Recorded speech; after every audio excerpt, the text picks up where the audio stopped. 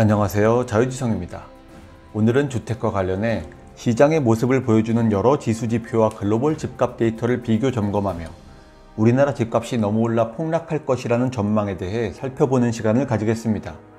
여러분은 집콕 크리스마스를 어떻게 보내셨는지요? 코로나 3차 팬데믹으로 모임이 모두 취소되고 아마 집에서 연말을 보내고 계실 텐데요. 재택근무를 비롯해 집에 있는 시간이 많다 보니 요즘처럼 내 집의 소중함을 크게 느낀 적은 없었던 것 같습니다. 더군다나 전월세를 구하기가 워낙 어렵다 보니 내 집을 가져야 안정적 삶이 가능하겠다는 생각, 그래서 쾌적하고 더 나은 집을 선택해 매수하려는 심리가 전국으로 확산되고 있죠. 집값은 심리다라는 말도 있는 것처럼 이와 같은 심리는 주택심리지수라는 지표로 시장에 나타납니다. 그럼 우리나라의 심리지수 데이터를 보는 것으로 오늘 영상을 시작하겠습니다. 11월 주택 매매심리지수는 전국이 크게 상승하며 5년 7개월 만에 최고치를 기록하고 있습니다. 보시는 지수가 100을 넘으면 가격 상승이나 거래 증가를 체감하는 응답이 많다는 의미죠. 전국의 지수가 150에 육박하며 집값 상승 심리가 엄청나다는 것을 알 수 있습니다. 주택 전세 심리지수 역시 5년 이래 최고치를 경신하고 있습니다. 이와 같은 심리가 현실에서 매매와 전세 계약으로 실현되면 집값 상승률과 전세값 상승률로 드러나는 것이죠. 결과는 어떨까요? 11월 주택 상승폭은 17년 만에 최대, 전세값 상승률은 18년 만에 최대를 기록했고 실거주 가치인 전세값 상승은 매매값을 밀어올리고 있습니다. 전국 아파트값은 역대 최대폭 상승을 매주 경신하며 전국으로 집값 상승이 연일 확산되고 있죠. 이에 정부는 12월 17일 사실상 전국을 조정대상 지역 및 투기과열지구로 지정하는 초강수를 던집니다. 이제 규제지역에서 2주택 이상을 가지게 되면 취득세와 보유세, 양도세의 부담이 더 커지게 되며 특히 취득세는 8% 이상을 내야 되니 정부의 의도는 사실상 다주택 수요를 완전히 차단하겠다는 것이죠. 전국의 대부분이 규제지역이 되었으니 이제 집을 가지고 있는 분들이 서울 수도권, 지방 핵심지에서 추가로 집을 사기는 어려워졌습니다.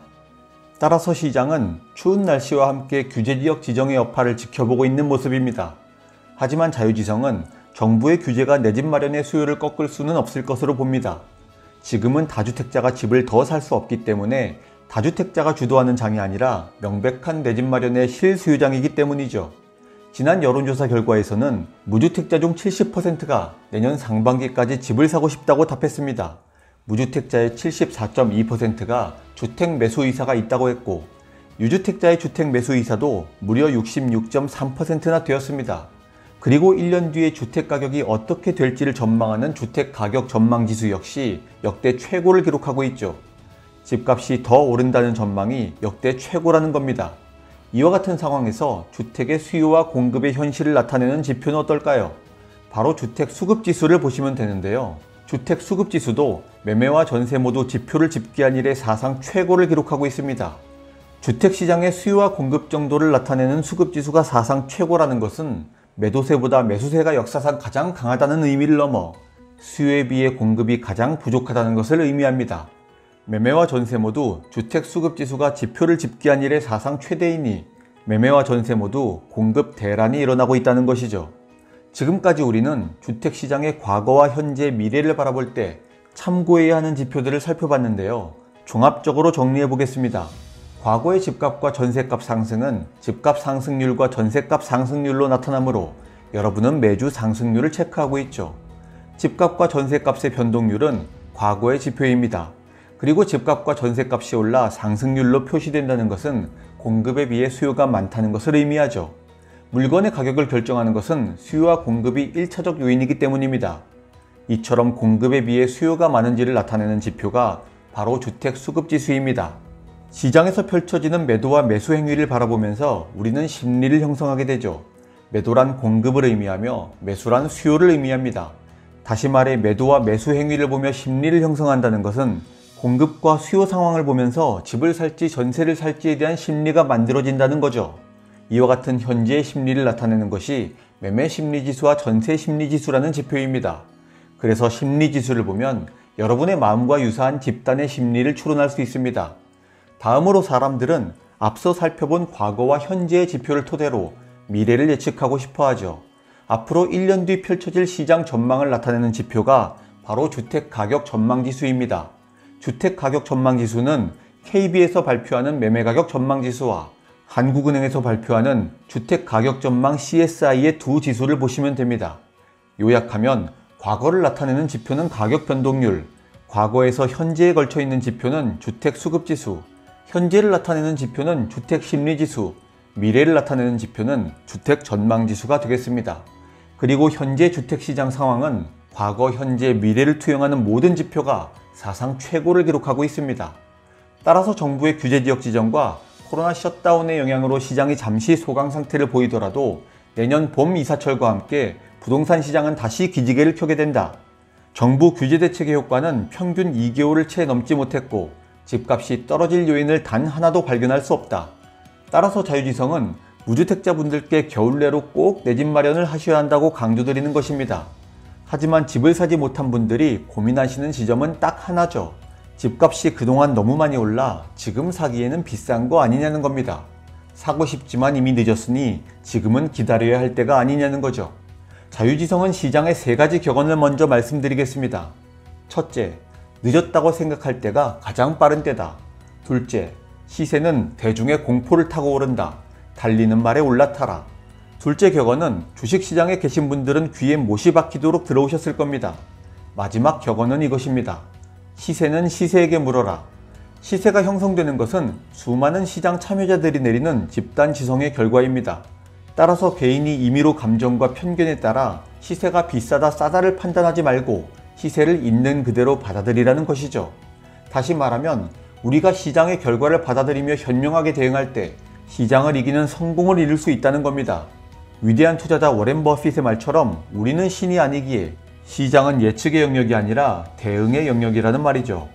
그래서 오늘은 2020년 집값을 보며 여러분이 고민하시는 딱 하나의 지점, 집값이 정말 많이 오른 것인지를 검토해 보려고 합니다.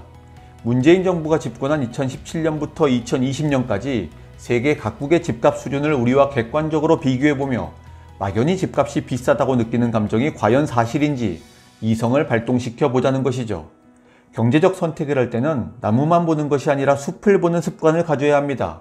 그래서 우리는 국내 수급이라는 시야에만 머무르는 것이 아니라 거시경제라는 매크로 관점에서 시장을 보는 공부를 해왔죠. 집값이라는 수치 역시 마찬가지입니다. 무주택자분들은 막연히 나무만 보며 우리나라 집값이 비싸다고 생각하지만 글로벌 집값이라는 숲과 비교했을 때 과연 정말 그런지는 검증을 해봐야 알 수 있는 것이죠. 그래서 자유지성은 오늘 여러분과 함께 글로벌 집값 데이터를 살펴 지금은 집을 사야 할 때라는 제안의 근거를 점검하고 밤잠을 못 이루는 여러분의 고민과 선택에 도움이 될 수 있는 경제적 지혜를 나누고자 합니다.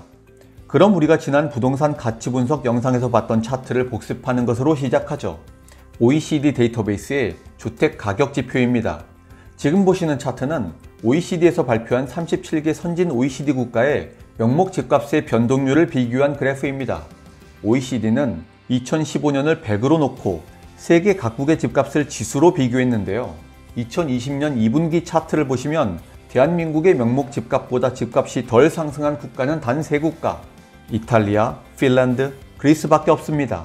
2015년부터의 집값 상승 정도를 비교할 경우 OECD 37개국 중 우리나라가 34위라는 거죠. 다시 말하면 OECD 37개국 중 33개국이 우리나라보다 집값이 더 많이 올랐다는 겁니다. 명목 집값으로 봤을 때 우리나라가 OECD 국가 중 상승률이 거의 꼴찌 수준이라는 거죠. 그렇다면 실질 집값은 어떨까요? 실질 집값 상승률이란 명목 집값 상승률에서 물가 상승률을 제외한 집값을 말합니다. 예를 들어 명목 집값 상승률이 4.3%일 때 인플레이션이 4.9% 발생했다면 실질 집값 상승률은 마이너스 0.6%가 되는 거죠. 우리가 공부했던 실질 금리 계산 방법과 똑같습니다. 우리가 은행에서 2%의 명목이자를 받아도 인플레이션이 2% 발생했다면 실질 이자는 0%가 되는 것과 같은 원리죠. 그래서 우리는 제로금리 시대, 은행에 돈을 넣어놓는 것은 의미가 없다는 사실을 여러 차례 강조했습니다. 이제 2015년부터 2019년까지 4년간 OECD 회원국의 실질 주택가격 비교 차트를 보시겠습니다. 이미 언론에도 나온 내용인데요. 2020년 4월 6일자 기사는 이렇게 보도합니다. OECD, 한국 집값 실질 가격은 하락. 이유는 소비자 물가가 집값보다 더 올라 주택의 실질 가격은 하락했다는 뜻입니다. 기사 일부를 읽어보죠. 4년간 우리나라의 소비자 물가 상승률은 4.9%로 명목 주택가격에서 물가 변동폭을 제외한 실질 주택가격은 0.6% 하락한 것으로 집계됐다. 여러분은 2019년까지 집값이 폭등했기에 이제 하락할 거라는 두려움을 느끼겠지만 인플레이션을 반영한 실질 집값의 변동률은 약보합 수준이었다는 것이 데이터가 말해주는 팩트입니다.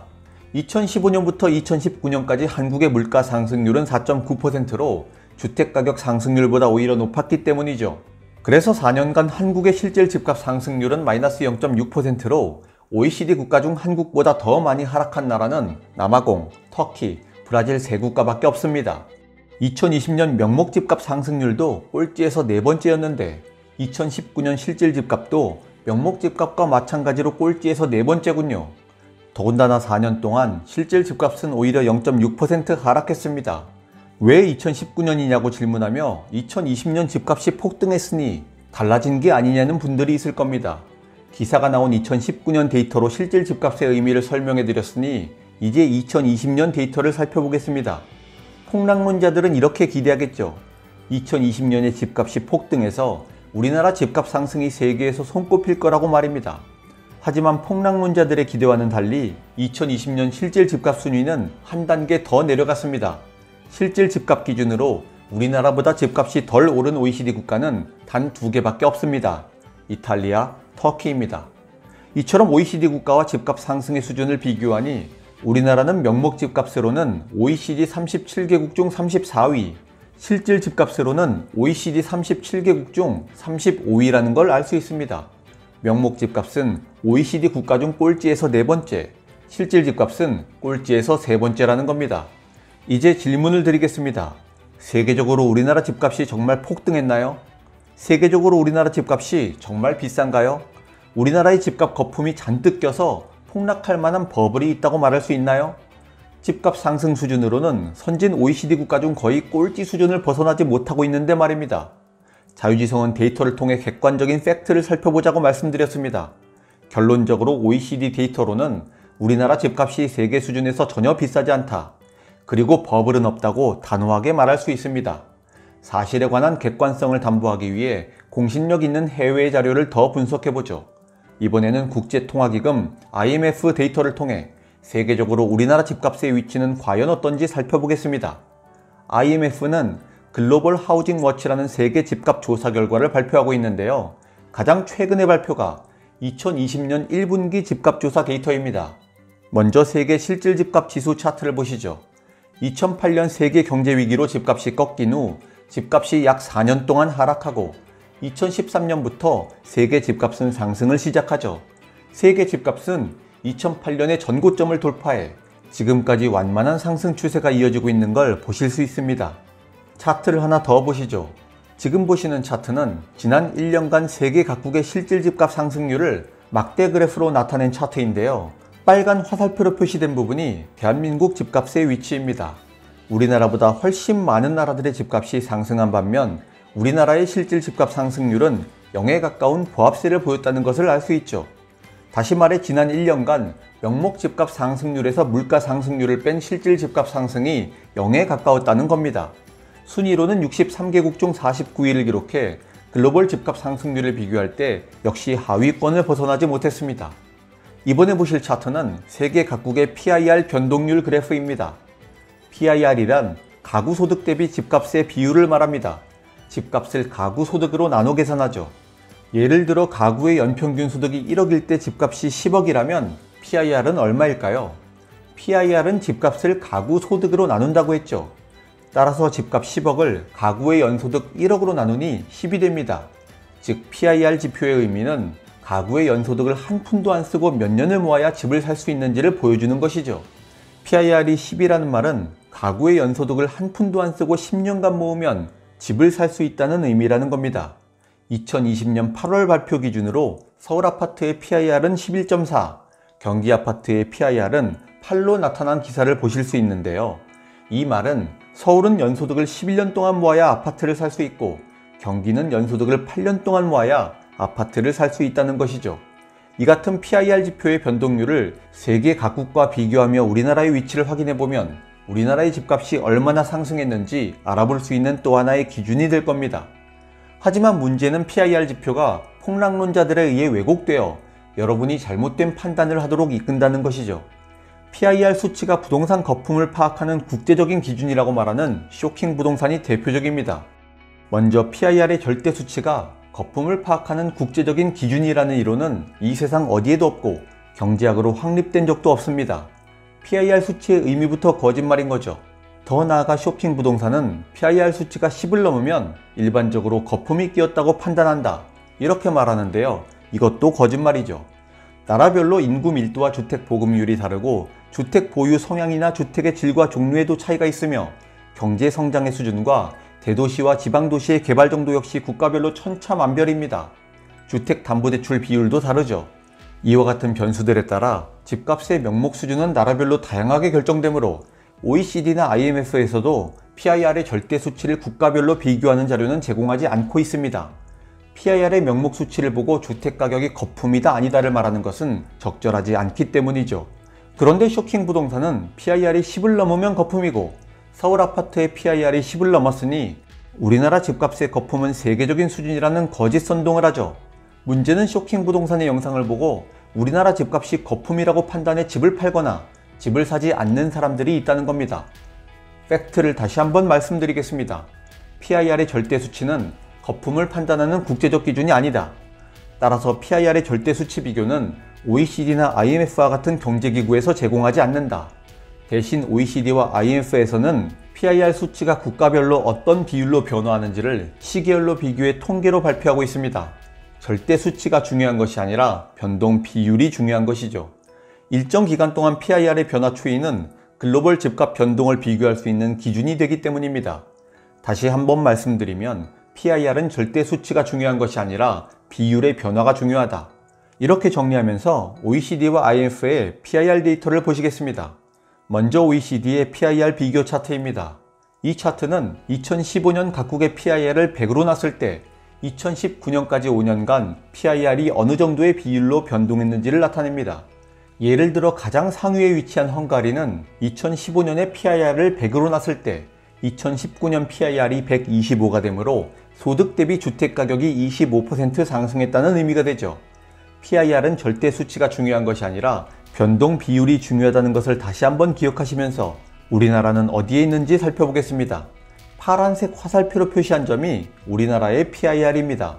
우리나라의 PIR은 2015년을 100으로 놨을 때 5년 후인 2019년에는 93.7이 됩니다.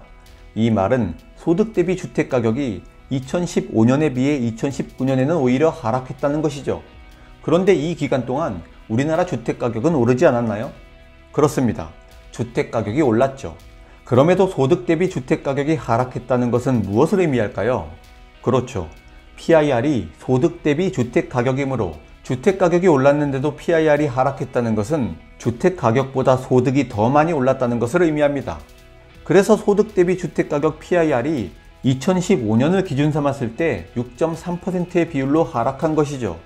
OECD 37개국 중 우리나라보다 PIR 수치가 더 하락한 나라는 단 두 나라밖에 없습니다. 이탈리아와 에스토니아죠. 이처럼 5년간 PIR 수치 변동률을 봤을 때도 우리나라는 6.3% 하락으로 37개국 중 35위가 됩니다. 사실이 그렇다면 글로벌 PIR 수치 변동을 통해 본 우리나라 집값 수준은 거품이 끼기는커녕 오히려 거품이 없다는 것이 데이터가 보여주는 팩트입니다. 하지만 OECD 자료는 2019년까지의 PIR 변동 비율을 보여주므로 2020년에 집값이 폭등해서 PIR도 급등했을 테니 세계적으로 우리 집값이 거품이라는 폭락론자들이 있겠군요. 그래서 국제통화기금 IMF의 PIR 자료를 통해 2020년을 보완해 보겠습니다. 보시는 차트는 IMF에서 발표한 글로벌 PIR 변동률 그래프입니다. OECD와 다른 점은 2020년 데이터가 추가되었다는 것이죠. 우리나라는 끝에서 네 번째에 위치하고 있군요. 우리나라보다 PIR 상승률이 더 낮은 나라는 세 나라밖에 없습니다. 핀란드, 리투아니아, 이탈리아죠. 결론적으로 PIR의 국제 비교 차트를 통해서도 우리나라의 집값은 글로벌 국가 대비 절대로 많이 오르지 않았다. 오히려 가장 적게 오른 축에 속한다는 것을 확인했습니다. 그렇다면 PIR 수치를 봤을 때 우리나라 집값에 거품이 끼었다는 폭락론자들의 말은 모두 거짓임이 증명된 것이죠. 따라서 경제 컨텐츠를 보실 때는 항상 의심하고 팩트와 선동을 분별하는 지혜가 필요하겠습니다. 자유지성이 제시하는 데이터가 믿어지지 않는 분들은 OECD와 IMF 사이트에 방문해 직접 검증해 보시기 바랍니다. 마지막으로 글로벌 수준에서 우리나라 집값 상승이 과도했는지를 판단하기 위해 글로벌 부동산 컨설팅 그룹 나이트 프랭크가 발표하는 글로벌 주택 가격 지수 데이터를 보겠습니다. 나이트 프랭크는 영국 런던에 본사를 두고 있으며 1896년 설립되어 세계 60개국에서 500여 지사를 운영하는 글로벌 최대 규모의 부동산 컨설팅 그룹입니다. 나이트 프랭크는 매 분기별로 세계 집값을 비교하는 연구보고서를 발표하는데요. 우리가 오늘 살펴볼 것은 문재인 정부가 집권한 2017년 3분기부터 2020년 3분기까지 4년치의 데이터입니다. 그럼 2017년 3분기 집값 비교 데이터부터 보겠습니다. 세계적으로 2017년 3분기는 전년 대비 5.1% 집값이 상승했으며 우리나라는 1년간 상승률 1.5%로 조사 대상 56개국 중 집값 상승률 46위를 기록했습니다. 세계 집값 상승률 5.1%와 대비할 때 1.5% 상승했으니 글로벌 기준으로 한국의 집값 상승률이 전혀 높지 않다는 것이 증명되죠. 이제 2018년 3분기로 가보겠습니다. 2018년 3분기에는 세계 집값이 전년에 비해 1년간 평균 4.9% 상승했군요. 그렇다면 우리나라 집값 상승률은 몇 위를 기록했을까요? 우리나라 집값은 1년간 2.6% 상승으로 조사 대상 57개국 중 41위를 차지했습니다. 평균 4.9% 상승한 세계 집값에 비해 2.6% 상승은 결코 높은 상승이라 볼 수 없죠. 또 57개국 중 41위라는 것은 우리나라보다 집값이 더 많이 상승한 나라가 무려 40개국이나 된다는 것입니다. 이제 2019년 3분기로 가보겠습니다. 2019년은 전 세계 집값에 비해 우리나라 집값이 어느 정도 상승했을까요? 폭락론자들은 우리나라 집값이 폭등해 세계적으로도 거품이 잔뜩 끼었다고 말해왔었죠. 정말 그런지 데이터를 보겠습니다. 2019년 3분기 나이트 프랭크 보고서는 세계적으로 집값이 평균 3.7% 올랐다고 발표합니다. 집값이 가장 많이 오른 나라는 헝가리, 그리고 세계 국가의 91%에서 집값 상승이 있었다. 집값 상승의 상위 7개국은 모두 유럽의 나라다. 그럼 우리나라 집값은 얼마나 상승했는지 세계 속에서의 위치를 보겠습니다.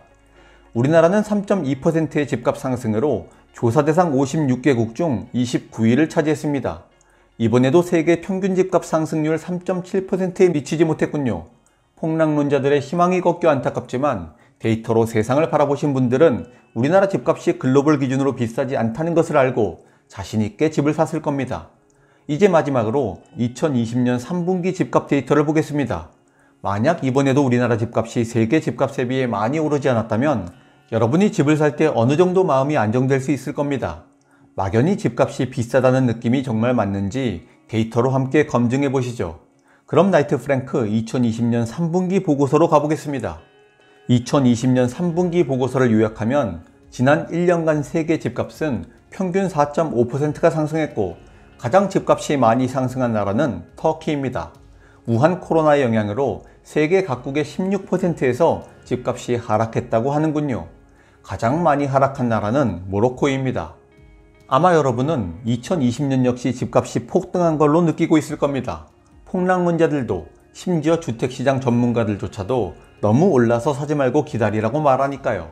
그런데 전문가라는 분들이 집값이 너무 비싸다고 말하는 걸 들어보면 근거는 전혀 없습니다.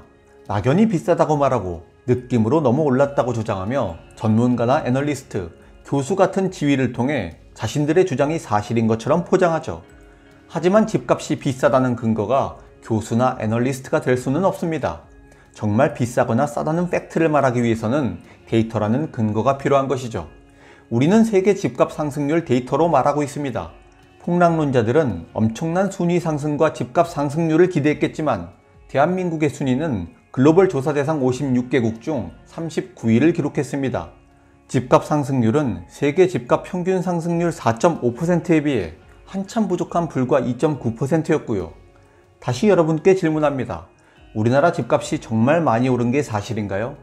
2017년 문재인 정부 집권 이후의 글로벌 집값 데이터는 결코 그렇지 않다는 것을 말해주고 있습니다. 정리해보면 세계 집값 상승률 통계를 비교했을 때 우리나라는 2017년 56개국 중 46위, 2018년 41위, 2019년 29위, 2020년 39위를 기록했습니다. 상승률을 봤을 때도 2017년 세계 집값 상승률 5.1% 대비 우리나라는 1.5%, 2018년 세계 상승률 4.9% 대비 우리나라는 2.6%, 2019년 세계 상승률 3.7% 대비 우리나라는 3.2%, 2020년 세계 상승률 4.5% 대비 우리나라는 2.9%가 상승했습니다. 단 한 번도 세계 집값 평균 상승률보다 높은 상승률을 기록한 적이 없으며 상승률은 언제나 세계 하위권에 머물렀다는 것을 알 수 있었죠. 요약하면 우리나라 집값은 세계 집값에 비해 전혀 많이 오른 것이 아니다. 세계 집값 평균 상승률보다 훨씬 낮으며 오히려 집값 상승률로 놓고 보면 하위권에 머물러 있다. 따라서 아직 상승 여지가 많이 남아 있으며 결코 버블이 끼었다고 볼 수 없다. 이것이 데이터로 말하는 자유지성의 판단입니다. 그럼에도 집값이 비싸다고 생각해 집을 파시거나 집값이 폭락할 것이 두려워 집을 사지 않으신다면 더 이상 드릴 말씀은 없습니다. 하지만 당부드릴 것은 경제적 선택을 하실 때는 감정이나 막연한 느낌을 배제하고 오직 객관적 사실을 바탕으로 합리적 이성의 기준으로 판단해야 한다는 것입니다. 오늘은 과거를 돌아보며 현재를 바라보고 미래를 전망하는 주택 관련 지수를 소개하며 모든 주택 관련 지표가 상승을 가리키고 있다는 점을 살폈습니다. 또한 OECD, IMF, 나이트 프랭크의 데이터를 통해 우리나라의 명목 집값도, 실질 집값도, 소득 대비 주택가격 수준도 글로벌 기준으로 비교했을 때 결코 비싸지 않다는 것을 검증했습니다. 그렇다면 집값이 너무 비싸다는 여러분의 막연한 생각이 과연 본질을 정확히 보는 것인지 다시 스스로에게 질문해야 합니다. 부정적인 생각을 긍정의 시각으로 완전히 바꾸고 막연한 느낌과 집값이 올라 배가 아프다는 감정의 편견을 내려놓으며 데이터가 제시하는 본질을 직시하십시오. 그때 비로소 시장의 진실이 보일 것이며 여러분에게 성공으로 가는 기회의 문이 열릴 것입니다. 그래서 자유지성은 무주택자분들에게 또다시 말씀드립니다. 기회는 얼마 남지 않았다. 봄 이사철의 상승기가 오기 전에 겨울 내로 주택을 반드시 매수해야 이번 인플레이션 사이클에서 낙오되지 않는다. 이렇게 반복해 말씀을 드리는 이유는 앞으로 도래할 정부의 마지막 규제 대책은 필연적으로 서울 수도권 전 지역에 대한 주택거래 허가라는 수순으로 이어질 수밖에 없기 때문입니다. 지금은 어느 정도의 목돈을 마련해 전세를 끼고 집을 살 수 있지만 서울 수도권 전 지역에 대한 주택거래 허가 대책이 발표되면 더 이상 전세를 끼고 집을 사고 싶어도 전세를 낀 주택 매수는 허가되지 않아 집을 살 수 없게 되죠. 그때는 오직 실거주를 목적으로만 집을 살 수 있으므로 전세를 끼고 집을 살 때보다 훨씬 많은 돈이 필요하게 될 겁니다. 그때야말로 현금 부자들의 리그가 펼쳐질 것이고 여러분의 자리는 더 이상 남아있지 않게 된다는 말입니다. 열차에 탑승할 수 있는 기회가 주어졌을 때 이 기회를 놓치지 말고 탑승하라는 말이죠. 폭락론자들과 자칭 전문가들은 말합니다. 기다려라. 무주택자가 웃을 날이 온다. 기다려라. 하지만 자유지성은 말합니다. 기다리는 자, 고통을 맛보게 될 것이며 기회는 기다리는 자에게 오지 않는다. 기회라는 놈은 이것을 잡고자 필사적으로 노력하는 사람에게 주어진다고 말입니다. 그래서 영국에서 가장 존경받는 정치인 윈스턴 처칠은 이렇게 말합니다. 비관론자는 어떤 기회가 찾아와도 어려움만을 보고 낙관론자는 어떤 어려움이 닥쳐도 기회를 찾아낸다. 여러분 각자의 삶에는 많은 어려움이 있을 것으로 압니다. 하지만 그 어려움 속에서도 기회를 찾아내고 전세를 살고 있다면 월세로 옮기면서라도 목돈을 마련해 내 집 마련의 마지막 기회를 하루라도 빨리 잡으시기 바랍니다. 분명 오늘의 결단은 힘들고 고통스럽겠지만 그 고통과 인내는 여러분에게 큰 부와 행복으로 돌아올 것입니다. 긍정과 낙관의 마음가짐으로 할 수 있다는 자신감을 가지십시오. 그럼 자유지성은 다음 시간에도 더 좋은 영상으로 다시 찾아오겠습니다. 감사합니다.